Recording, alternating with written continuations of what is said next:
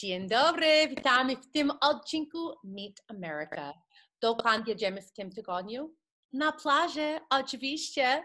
Cape Cod specifically with this week's tour guide, Greg Watson. Greg, thank you so much for being here. Hi, Elizabeth. Hi. So Greg, you have been going to Cape Cod every summer for how many years, would you say? Since I was born, so a really long time. A really long time. So you're definitely an expert. I mean, I said we're going to the beach, but of course that's not all that makes Cape Cod so special. What is special about Cape Cod? So Cape Cod's really interesting. It's where the Pilgrims first landed when they came to America. It's actually the place where America really started. And so when you hear about the Mayflower, it actually landed right about here in Plymouth, and Plymouth Rock is there. And it's actually where the Pilgrims first met the Native Americans. It's where the first Thanksgiving happened. And it's really where the first colony was in the United States that really took root and survived. That is very cool. The beginning, the birthplace of America. You can go check it out and stand. Can you stand on Plymouth Rock? You can stand near it and take pictures of it. Stand near Plymouth Rock, you guys. Greg, we always ask people, what are 3 things visitors should do, see, or eat when they visit the Cape? Well, obviously the first thing people go to the Cape for is for the beaches and for the water, right? And so the Cape has beautiful beaches. It's the National Seashore is a national park there. There's beautiful salt marshes. You can go kayaking and sailing, but you can also just lie on the beach and go swimming, and it's really great. That's what I'm gonna do when I visit, you guys. All right, so that's thing number 1. What's your second recommendation, Greg? So maybe one day it's a little cloudy or you just have a sunburn. So you can get in your car and you can tour different towns. My favorite is Provincetown here on the tip.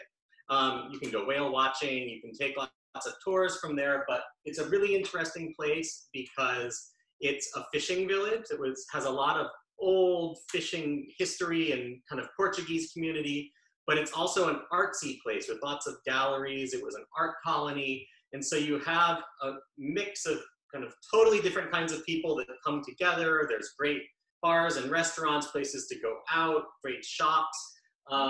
It's really funky. All right, excellent. All right, and how about number 3? So you have to eat.